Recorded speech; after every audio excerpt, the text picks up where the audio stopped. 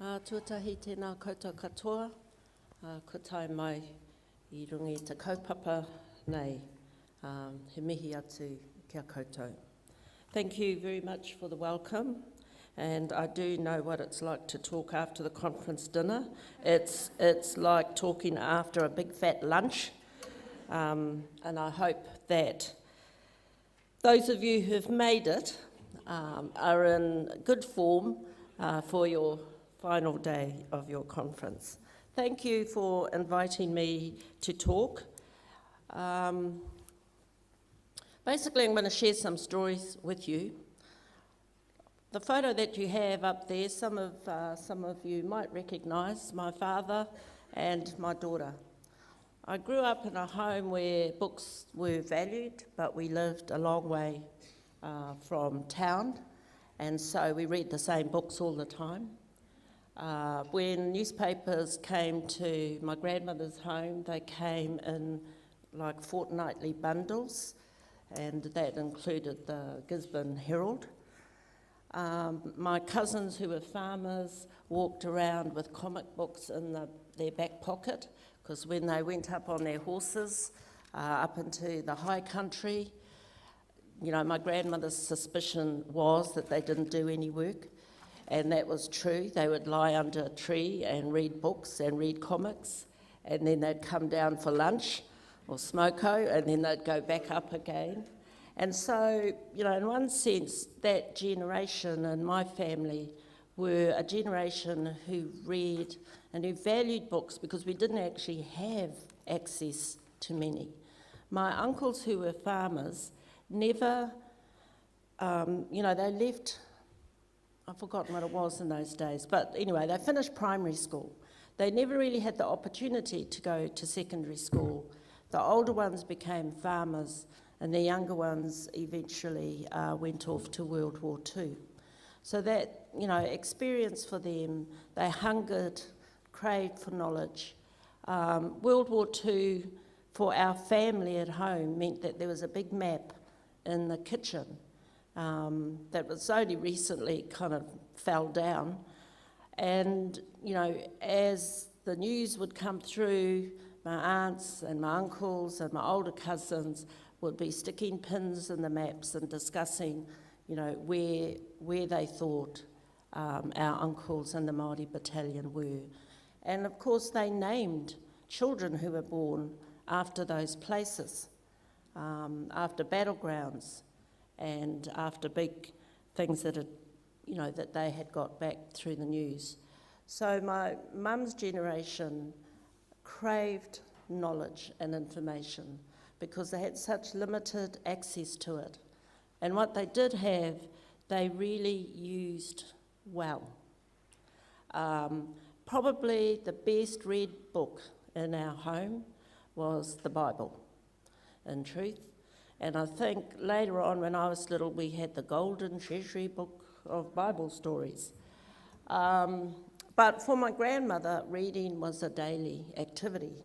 And because I was considered a sickly child, I had the privilege of really sharing her bed each night. And she would sit there, hunched over, you know, trying to give me a lecture on what it was she was reading at the time. I've retained none of it. All I've retained is this powerful image, you know, of my being in bed, nice and snug, and my grandmother reading out excerpts from the Bible. And then every now and again she'd insist I get out and pray. That was a bit hard, because in those days you did actually have to get on your knees on the floor. And, you know, she would instruct me how you're supposed to do it properly, like you're not supposed to ask for things straight up. You're supposed to, you know, spread goodwill and love, and you're supposed to have all these prayers for everyone in the world before you get to yourself. So when you come from a big family, you know, there's all the uncles you have to name, and all the aunties, and then your parents, and then your great aunties, and then your cousins, and then all the sick people in the world, and all the poor people who had less than us, and I don't think we had a great deal. So by the time it got to me, I was really worn out. and I'd kind of run out of things to request. But I learned very early that probably wasn't a good idea to ask for those things out loud, because my grandmother was listening in. So I guess what I'm trying to say is, this experience I've had, it's a really different experience to the one that my grandchildren have. But all they've done is add stuff on. Our culture with books in our home hasn't gone. So recently my 5-year-old grandson started school this term. Now he's been a Ninja Turtle fanatic for the last 2.5 years. He has learned how to he can go onto an iPad, he can go onto YouTube and watch Ninja Turtles in Spanish, in Portuguese, in Japanese, in Chinese, and I remember questioning him whether he understood it. He said, "Oh, Nanny, they're all speaking English." I went, "Oh, okay." But I rang him up on the first day of school to wish him luck, and he said, "Nanny, I'm into something new." I said, "Who are you into?" "I'm into Maui." I went, okay. He said, "But Nanny, there's not much, there's hardly any YouTubes on Maui." And I went, okay. And I can't find anything on Maui. You have to send me some stories about Maui. So he's one of those children who gets totally into what he's into. So his parents have to dress him up as Maui. He's discovered books, because most of the Maui stories are available for children in book form. And his mother took him to a second-hand bookshop, and he's got all the Maui books possible to get. And now his mother has made him a tiki to hang so that he looks like the character in the book, and he's got long hair, and his mother puts it up in a top notch so he can also look like the character in the book. Then last night she told me they've got a rope and they've attached a pork bone to it. And the pork bone is supposed to represent the jawbone of the grandmother. And so he's got his rope, his pork bone, his top notch, his tiki, and that's how he goes to school each day. And he loves Maui. So, some of the points I can make about this is our Maui story is a very powerful Pacific story. It's a Pacific story, not just a Māori story. And the stories that we grow up with translate over generations. And within those stories is a level of cultural capital, about how we understand those motifs inside stories and have them apply to the next generation. So it was interesting watching Niwa when he was into Ninja Turtles, because he understood, he was that kind of child who delved down into the code of honour. Now, I didn't know there was a ninja code of honour, but apparently there is, about what it means to be a good ninja, and he instructed his punareo staff, his kaiako there, about what it means to be an honourable ninja. So now he's into the values of Maui. Now Maui, as you know, was a bit of a trickster, a bit of a haututu, a bit of a mischief, challenged authority. He wasn't very nice to his grandmothers, actually. He stole from them. So he's a kind of interesting character, and I'll watch to see what sort of values he gets out of this Maui person. Now, because there are hardly any kind of rich range of Maui resources, we're sort of struggling to feed this child Maui kind of Feeder's Maui obsession. And my daughter's put out the word on Facebook that we're all to come up with a Maui story. And we're to think about ways to video ourselves telling the story so that he can have access to all these resources. And I've been thinking, I wonder what shall I do? Because I've got nothing creative in the way I think about things, and so I'm struggling to come up. I thought I'd do a puppet show with Maui, but I have to figure out the particular story I might want to tell. So when he's looking at information and knowledge, okay, the first thing is he's drawing down on Maui, an ancient character that's translating across the Pacific and across generations, that it became written down in children's stories probably in early 20th century, maybe late 19th century. But essentially, they're our stories, and they mean a great deal to us. But he's also, as a 3-year-old, very literate in the use of technology. And iPads were made with children in mind. He can do more with an iPad than I would even attempt to do. And at one level, it's a salvation. You can take him to a restaurant now, as long as you have the iPad.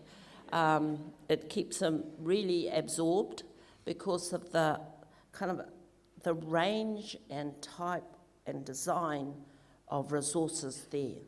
But he's accessing the things that feed his particular passion at the moment.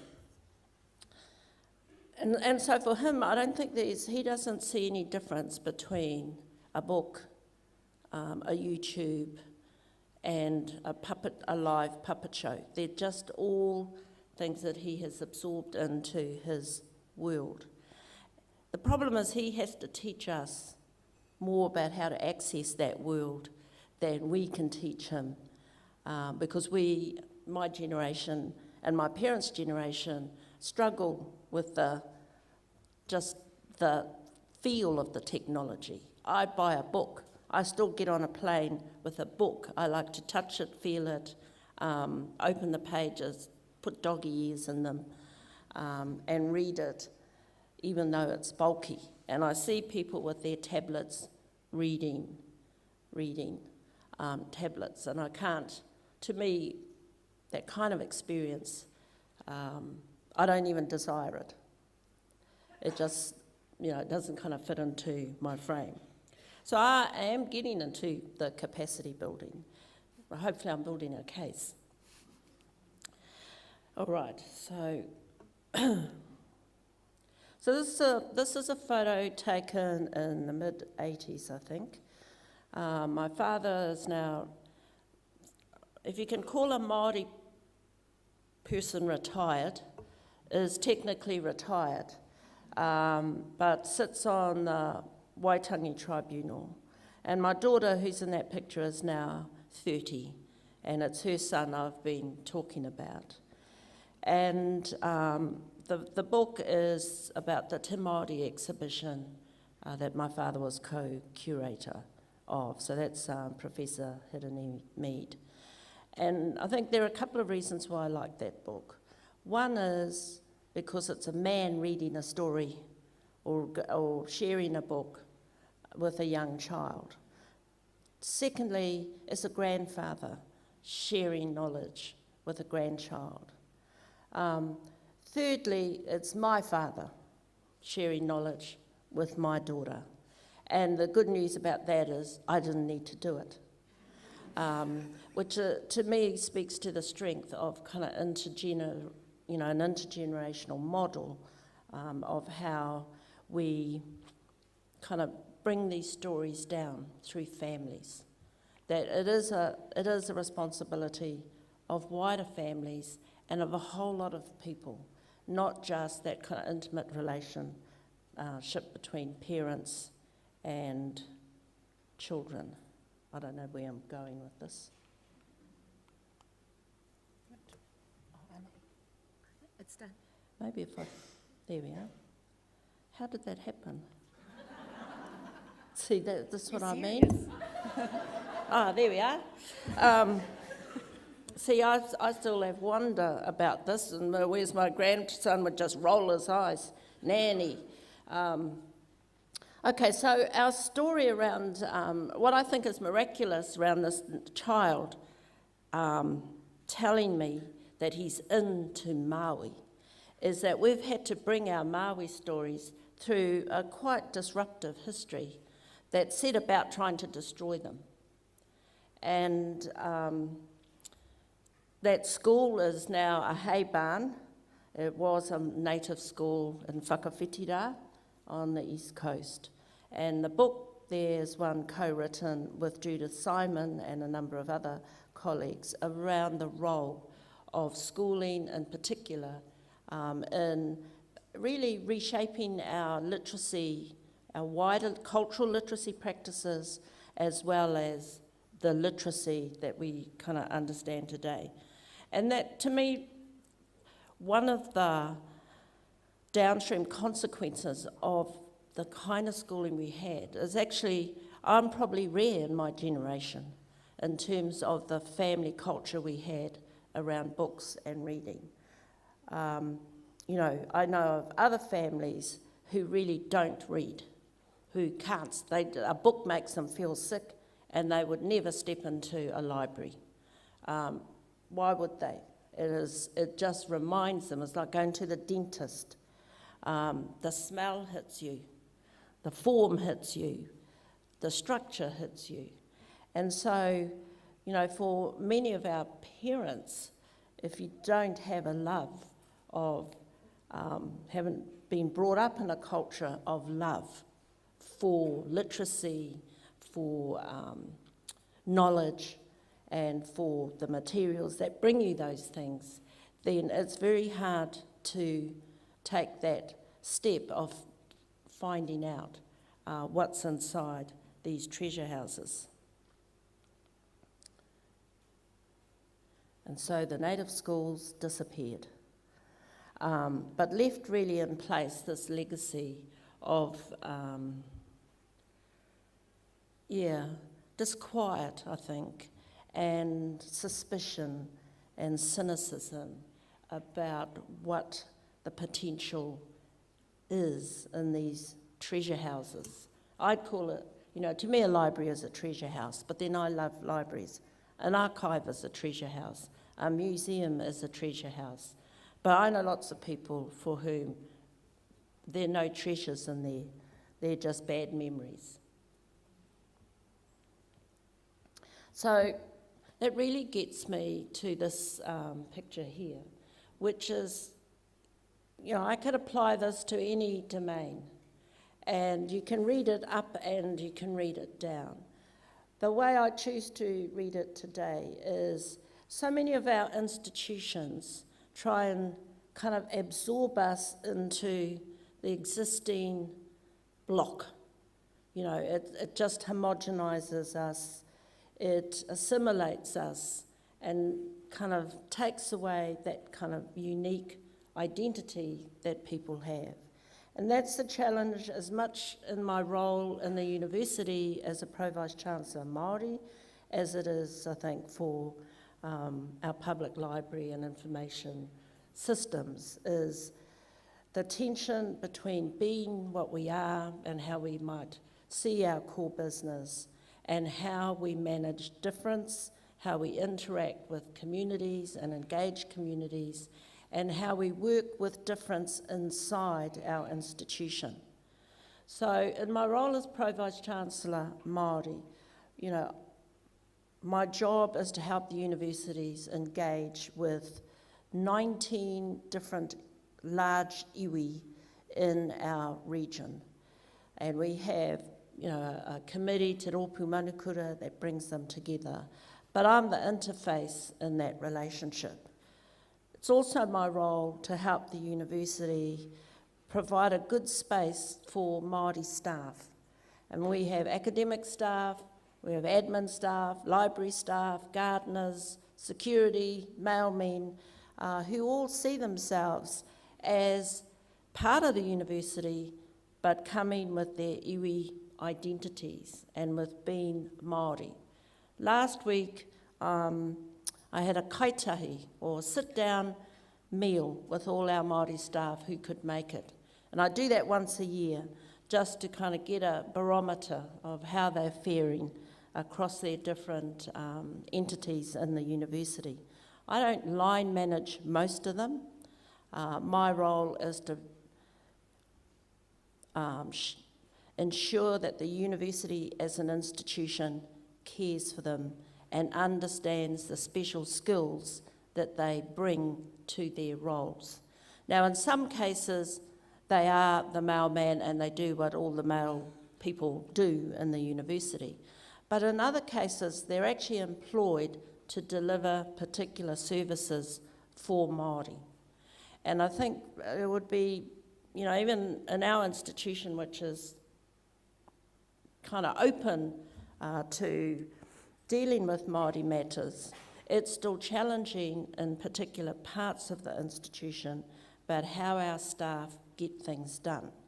So at one level, people go, yes, we really need a Māori staff member to interact with our students or to help shape the curriculum, but can they please look like everybody else, act like everybody else, have the same professional, position description as everybody else, but can they also be Māori? Now, you know, that's an impossibility. It's an impossibility to have someone be Māori and then be like someone else.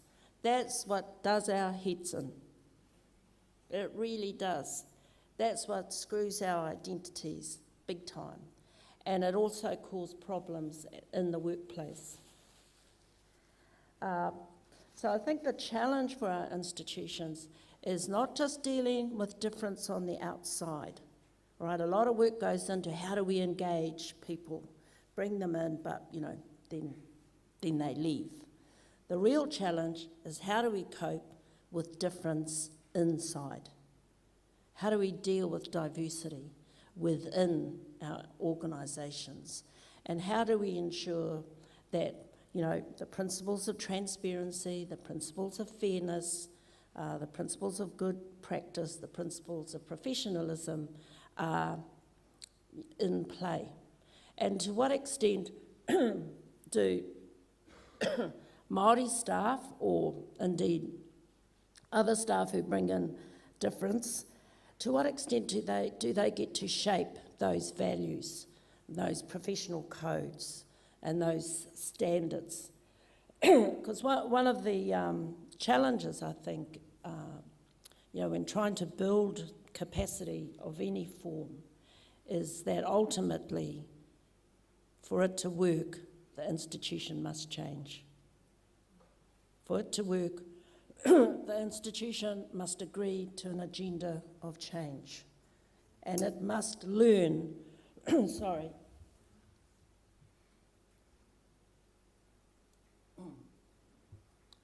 it must see this as a learning journey, right? There's no perfect model. You can't go to a recipe book and say, how do we do it? Basically, we do it and we figure it out together. And you need leadership which doesn't go into panic mode when there's some minor crisis. All right, and go, oh, that was a big mistake, let's not do that anymore, and everyone runs back to their little kind of silos. It's a commitment in which the highest levels of the institution or organisation have to remain staunch and constant and supportive. I'm really lucky in my position, you know, in having the support, very high level support for what I do from the University Council, from the Chair of Council, through to the Vice Chancellor, through to the senior leadership team of the university. Now, one might think because I've got all that, I can do what I want. That's not the case. The most difficult part of any organisation to change is the middle bit. It's the bit where everyone is kind of doing the work, if you like, the people who see themselves as doing the grunt work of an institution. And just when I think things are going well, and we're making headway, a number of things can go wrong which rock the boat. So one of the things that goes wrong is our own staff misbehave. All right, so get somebody in, you think, yes, you're fantastic, off you go, and they're doing really well, and then go AWOL for whatever reason, or something happens, and it's, the key thing is to understand what happened, to not put the pressure on one Māori to carry the whole Māori world and the Pākehā world at the same time. That is a heavy burden. And individuals, in the end, are individuals.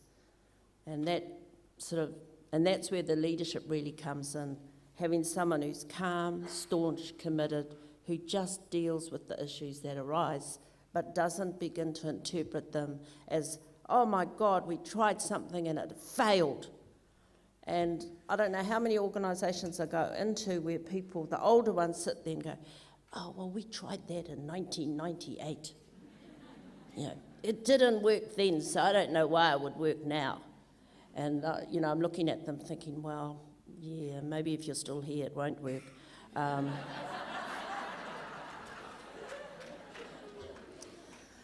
But sometimes good ideas are not launched in the right time.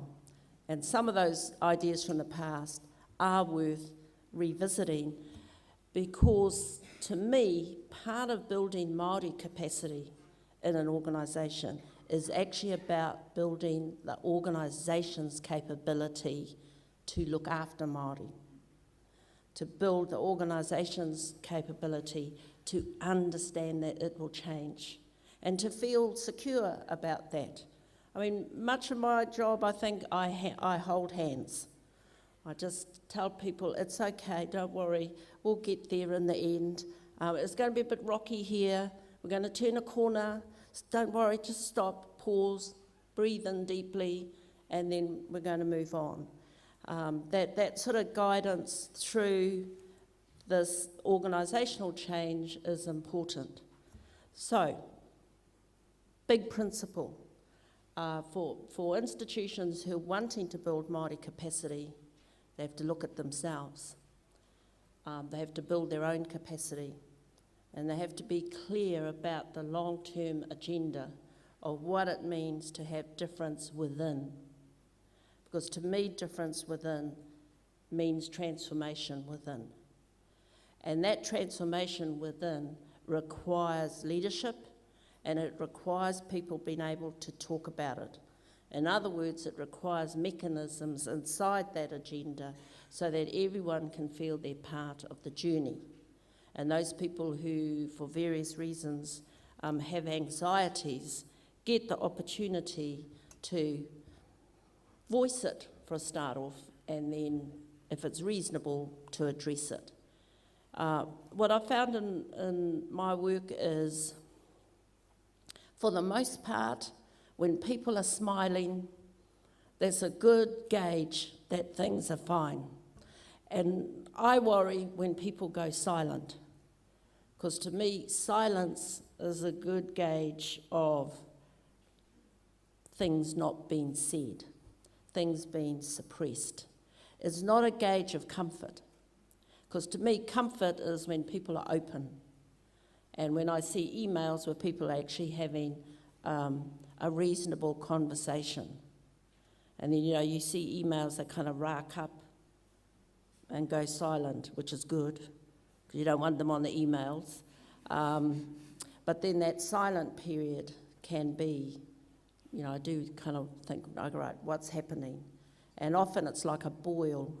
You have to go and prick it to get all the ugly stuff out in order to address it.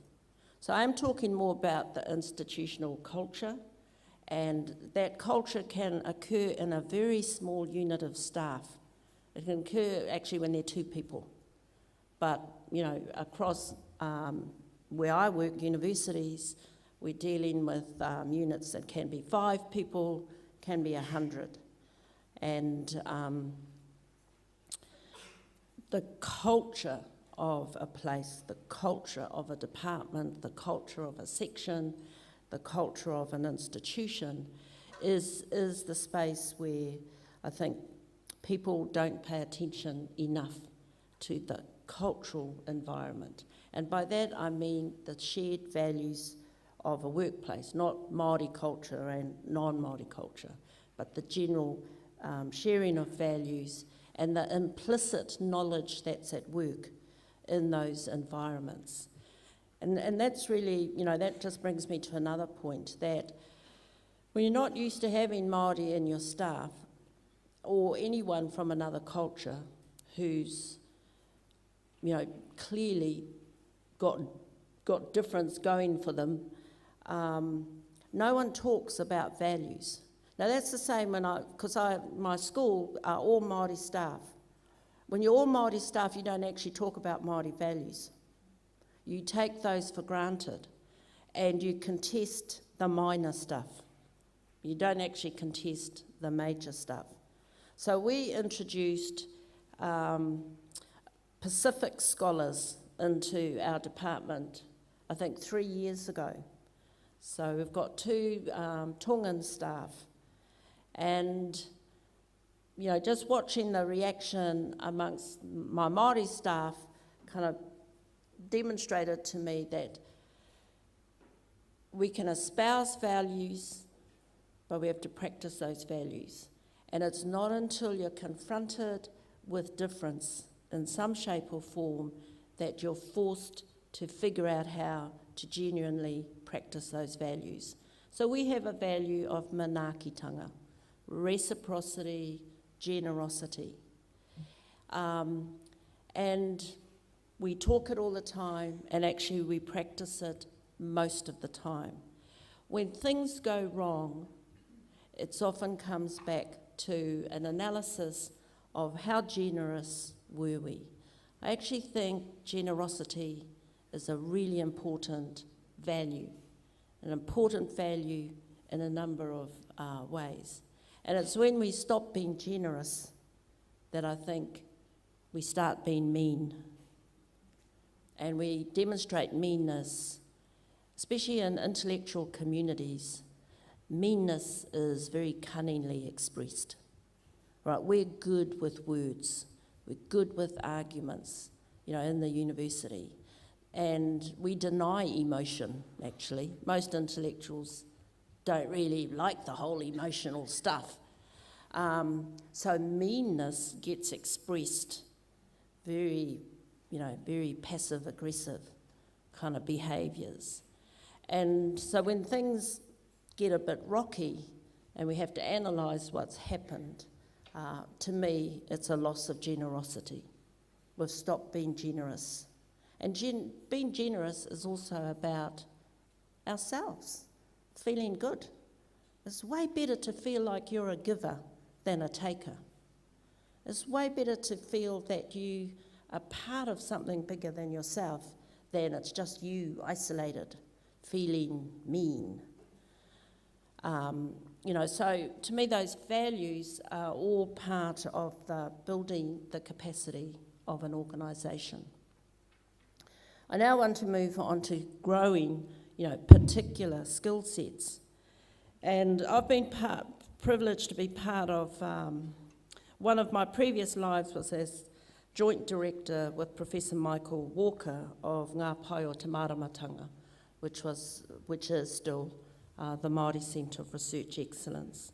We set about a goal of creating 500 Māori with PhDs. It was actually my husband's vision, Graham Smith, who's now at Te Whare Wānanga o Awanuiarangi. And he started a program at the University of Auckland. When we put it in our proposal and it went out into the media, it was interesting what the reaction was, because a lot of people thought it was a nice dream, but totally unachievable. All right, like how Where would that come from? How can you possibly conceive of having 500 Māori with PhDs? Well, the truth is we got there. We produced 500 Māori with PhDs, and it wasn't a dream based on nothing. Graham had done a lot of A, thinking about things, but also B, identifying where Māori graduates were.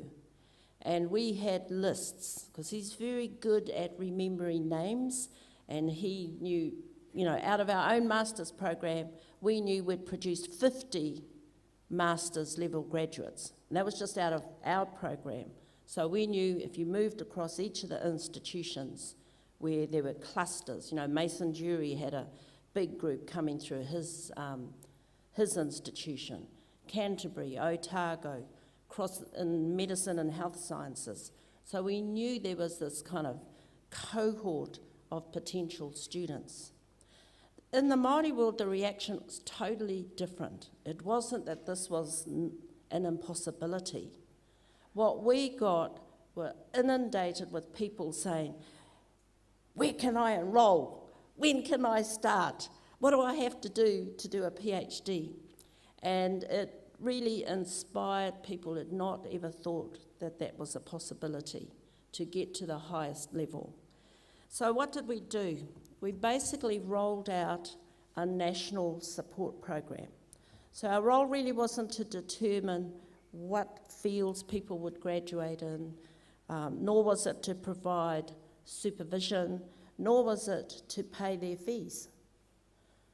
Our role was to inspire them to have a go, and then to provide a support and mentoring system for them across the country. And the My program, which is what it's called, has actually been replicated in Canada, in British Columbia in particular, and in Alaska. Why those two places? Well, Graham happened to go and work there and was at the University of British Columbia. But he essentially, it was exactly the same model, was to commit people to a big dream of building capacity and then putting in the supports to just go for it. All right, out of 500 people who graduate, will everyone end up in where you want them to be? No, not in the first generation, not in the second generation, and probably not in the third generation, because you're growing crude capacity. We're just putting out PhDs everywhere. And with the belief that wherever they go, they will provide intellectual grunt, intellectual leadership, doesn't matter where. That's what they'll provide. I happened to go to a school in Canada recently, and it was on a First Nations reserve that had a casino as well. 5 of their academic staff in this primary and secondary school had doctorates. Now, did that make a difference? Absolutely. The quality of the curriculum, the professionalism of the teachers, just the way they thought about education was really outstanding.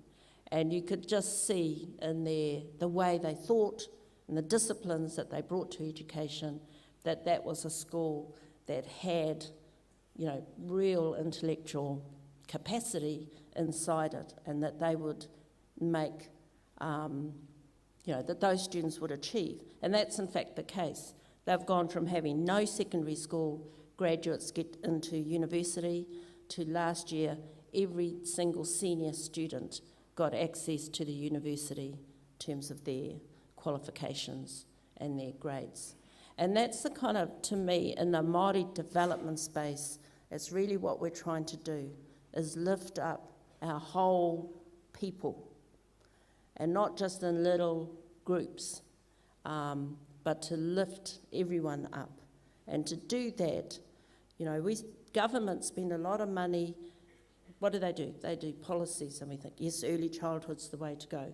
We'll invest in early childhood. Oops, change of government. They don't like early childhood. They're going to invest in national standards. Let's invest in that. Oops, another government comes in, they've got another fancy idea.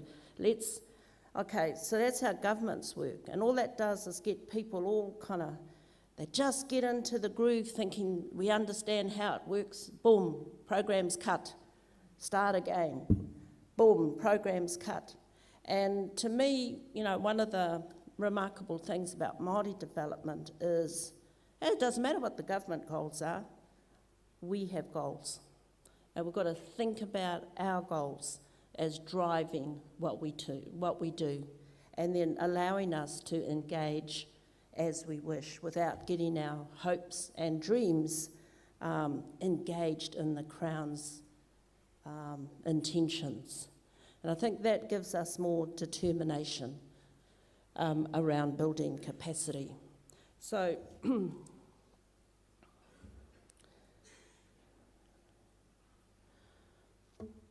I think you know your environment much better than I do. I know it because I enter it, get what I want and leave. And that's valuable. But I don't really know the way your library and information systems work. But I think, from my perspective and in the work that I've done, the more that Māori shape our future, the more we know that's going to be a positive future. Because there's no, why would we plan a negative future for ourselves? We just wouldn't go there. What we want, our aspirations, are actually to engage in positive ways. And in my institution, it's really about trying to make my colleagues understand that sometimes that requires us coming at issues differently, right? It's not just we're going to teach Māori language, right? We have a huge Māori workload issue in the academic domain in my school. And when I became dean, that was the big issue, workload. And it's a small school, so I couldn't really get my head around what they meant by workload until I made them kind of, put it out there. Where's the workload? All right, so they teach Māori language everywhere. They teach it online, they teach it in Tauranga, they teach it in Hamilton. They love the Māori language. So on top of that, they're translating the Māori language. They're translating from English to Māori, Māori to English. They're translating assignments, because at our university students can write in Te Reo. But they're not only translating their assignments, they're translating assignments for staff across the university. Then the university has a great idea, we're going to have a big pōhiri. Right, so then who's the staff who man the pai? Oh, my staff. So there are meetings about that. Off they go to meetings, organising that event. Then there's another, then there's another, then there's another. And then the community has demands on them. So I had each of the staff sit down and kind of map out their actual workload. The workload where you can say this is about teaching, this is about supervision, and then this hidden workload, which, in the academic world is called service. But the service to the community of my staff is humongous. And it's humongous because they have a rare resource, right? The rare resource they have is their exponents of the Māori language and of tikanga. Is that recognised in their position descriptions? It is actually for teaching and research, but not for service. Do they get rewarded for it? Well, they get rewarded for it in terms of acknowledgement and thank you from the university, but the rubber hits the road in what was called the Performance-Based Research Fund, where research gets rewarded, knowledge translation of research gets rewarded, but all this hidden workload of my staff does not get rewarded. In fact, it gets punished. And that limits their opportunities to be promoted, that limits their opportunities to make their way in the university world. And so there's a real tension that I know our staff feel, and I'm sure our library staff feel somewhat those tensions as well, is balancing this huge desire. It's not something, you cannot choose the desire. It's a responsibility to serve these bigger kind of challenges from our community, to serve our language, to serve our culture. No one thinks about the jobs we do in terms of service to our language or service to our culture, but it's a big part of my staff's workloads, and we are trying to kind of figure our way around that. So that was my sign to my people on the side. That just to kind of summarise, I haven't deliberately set out to say that I think you have a glaring gap in the library and information systems space in terms of Māori who work within that space. I know that there is some capacity there, but I want my grandson Niwa to be able to go along to the local library and have someone who can engage with this great passion he has at the moment for Maui. But I know there are a couple of things that go on with that, because I experienced it with the older grandson. It's one thing to say, yes, here we are, this is a good story, and read a story. It's another thing to look at someone and go, there's something big going on here. How can we connect this child up? How can we build around this child? This kind of, what in some literature is called the knowledge funds, all right? This pool of, or this fund of knowledge that we can immerse this single child in. And because the Maui story is a great oral tradition, I need people who can understand that and who can translate that tradition to him. Now, I need people who understand how that might relate to his need to have an honour code. Maui has a code of honour. Some people think he was a little hautatu, which is what my grandson is. But in the greater literature, he was a transformer. He was the character that created change. And it's really having people kind of understand and can read our stories in ways that transcend generations. And so to me, the capacity that I think needs to be built is quite a unique capacity.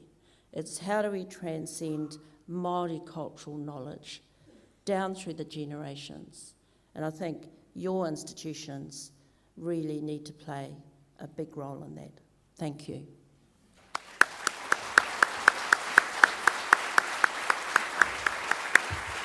We've got time for some questions. Yes, I'll just call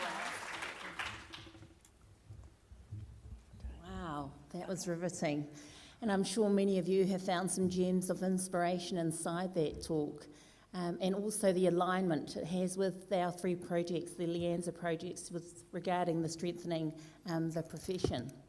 We have time for questions, everyone, so I'd like to, and we have people with microphones, a roaming mic, so if you'd like to ask the question, that'd be great.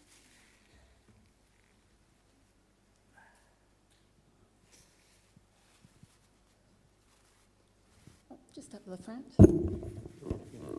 Thank you for being like Maui.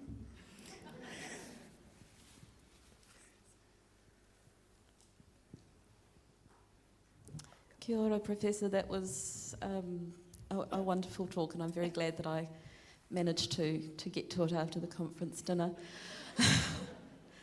I was really interested in what you were talking about the culture conflict, and you talked about when Pacifica people came into your office or into your department and that posed a change or I guess a challenge to your culture or your values, which were easy to sort of live up to when everyone was coming out of those same values. I was wondering, did you have to, or was it something that was part of the process of adjusting to try and think about how, or to consider whether the cultures, the cultural values of the Pacifica people were different to your own in different ways, and sort of explore that, how that worked, or was it more the sort of challenge of dealing with difference? It's a little bit of everything, and the key thing is to talk about it. We always start with a whakatau for staff, and that's the kind of formal process of welcoming people into our space. And then I always think it's important to actually have and I'm probably better at it than a lot of people, to have a frank discussion, like to name it. Because a lot of people don't want to name it. Then we go, oh, but we did this. And I don't care. Let's talk about it. And then people talk about it, stuff comes out, you can deal with it. And then it's really, my role is just to make sure that things stay in a good place. I mean, the staff are welcoming, that's not the issue. Everyone wants it to work, all right? But then somebody does something that, they occupy space in a different way. They bugger up the photocopy machine. They decide to do something and then not everyone is aware, and then they go into the tea room and there are all these strange people in there. So it's often the little things that cause people to get irritated, if you like. And it's about stopping and going, okay, what's the process? We're creating a work culture here, and our workplace has to have manaakitanga as one of its central values, and our processes have to be what's called mana enhancing. We have to think of good ways, generous ways to resolve issues. So, I was new to the school, and I was appointed dean of the school after the previous dean retired unwell. And, unlike other appointment processes, which are a process and they go through generally a transparent kind of process, I was made dean. So I had to enter that place where people were suspicious. And, there's a cultural difference for me, lots of different cultural differences. I'm not from Waikato, for example. I'm from Ngāti Porou on the East Coast and Ngāti Awa, Te Teko. I came in from the University of Auckland. So you come in from University of Auckland to any other institution in New Zealand and it's like, yeah. You're like the enemy. And, you go, oh, at the University of, and people make it really clear they don't want to know. Doesn't matter what you did in Auckland. So, and I've been making those transitions actually all my life because my parents, when I was growing up, were teachers, and every 3 or 4 years we moved. I had to start a new school every 3 or 4 years, and we went to the United States, and then we came back. And so I'm hyper aware of those transitions because I hated it. I used to cry, like every time I was going to a new school. I cried, and my father had to take me because my mother couldn't handle it. So my father would take me to school, and he'd also, don't worry, you'll be fine. So I've learned to be really hyper aware of what it means to enter into new space and what it means to navigate and negotiate when you're the outsider, you're the stranger. And so, I'm always aware when we have new staff, when we bring in new staff, partly what I feel that they're feeling, but also how to manage that transition, because it's a transition, but it's not a one-day pōhiri whakatau thing. It's actually probably a year of transitioning in and embedding someone in a good, safe way. It's particularly challenging, I think, if you're bringing a person who's implicit in their role, even as if it isn't named, implicit in their role is they're going to change this culture, you know, which was my appointment. You know, clearly people are, you know, you can see some going, yay, but they don't really know what it's going to be like. Others going, why her? You know, another group are going, well, I hope she's not going to change me. Who does she think she is? You know, and then someone else is just standing there going, eki, oh, well, we'll just watch this space. So you've got these kind of dynamics going on. And those are human dynamics. And then it's really a process of how you understand that dynamic and build a transparent process for saying to people, all right, this is the direction we're going to go. Everyone can participate in it, but we're going in this direction. Do not doubt it. Do not doubt that we're going to change. Just believe that the change will happen. And your role then is, if you want to be part of that change, get engaged. You know, and if you don't want to be part of it, yep, that's okay. You go stand over there. There's a lot of other work that needs to happen. And, you know, we need people to carry on. So, yeah, it is a dynamic. It is challenging. It's important to talk about it. You know, talk is the best solution to most of these issues. Mm.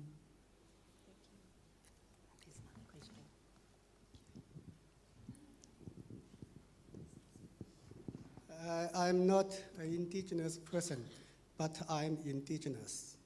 In terms of a spiritual perspective of worldview, holistic pedagogy of user education and group development. Your speech confirmed that. And before I listen to your speech, I am already inspired by your father's words. Whanui tanga, hohonu tanga, malama tanga. And that directs my research project. And I like you to interpret in your way how we go through Matoranga. Yes, go through the whole process from Whanui tanga to hohonu tanga to malama tanga. I think that is very important to my work. Thank you. Big question. Yeah. That's huge. It's a conference. I think I'm still on that journey. You know, it's a life journey. I liked Edwina Sterling's definition really of, I think it was mātauranga, which is to gain insight or clarity of the mind. And I think as now that I've had a career of about, almost 40 years, I feel now I have a grasp of having clarity of the mind. Whereas I think all my decades of learning and teaching and doing research have been to get to that place of understanding with great clarity. And it does a number of things to you. You might notice I very rarely use highfalutin academic language because I think it's easy to divest technical jargon to try and understand the core message and deliver it in good lay language. To speak simply about complex things rather than in a complicated way that complexifies the thing. So to me it's a journey around the breadth and depth of understanding. I listened last night on BBC. There was a woman who, BBC are running a series on 100 great women, world's great women. But there was a woman who, I don't know if you remember, she was captured by the FARC in Latin America, Colombia, and was imprisoned by them for years in the jungle. And she was a French woman, Betancourt. And they interviewed her. She's now doing a doctorate in theology at Oxford. And she just talked about her years of imprisonment and torture and abuse, and the kind of insight that she came to. And it was about love, understanding what love means. Because in the end, that's all she could cling to was a love, her love for God and her belief that God loved her. Because that's all she had access to. And so, she'd gotten to a place where that was a core principle. I thought she was profoundly moving. And the way she talked about it, I can think, yeah, you would get to that place under those conditions. And I think we all have our own little journeys around life and about where we get to, and the clarity of mind we have about our own personal journey. It's made me be more kind of philosophical about what I can achieve in the institution. I was actually a radical in Ngā Tamatoa in the early 1970s, and I was a quiet member of that group, I think, but totally supported our goals as an activist group and participated in many of our activities, and was for a brief time the secretary of that group and the treasurer, but we never had any money, so that was a very easy job. And it's not that I don't think activism is no longer important. I actually think activism is becoming more important because people, to me, seem less active, less engaged politically. And it's easy to just make yourself immune from the complex range of issues that are brought to us each day on TV, on the news, and kind of understanding how we balance these things out. But I also learned in that process of early activism where my own personal strengths and interests were. And what I came to quite early is I don't want to have to go out each morning and have a fight. I want to live a life where I can build something that stops other people going out their door each morning and having a fight with the world. I want a world in which I don't have to go out my front door and fight society. My daughter doesn't have to do it, and my grandchildren don't have to do it. So my role in that is to try and make society better, to at least, expand the zone of peacefulness from my front door to work, to the iwi, to the community, to try and expand that zone. And so that's my personal little mission, is to try and build a world where, as an Indigenous people, we don't have to fight every day, because that's hard. That's hard.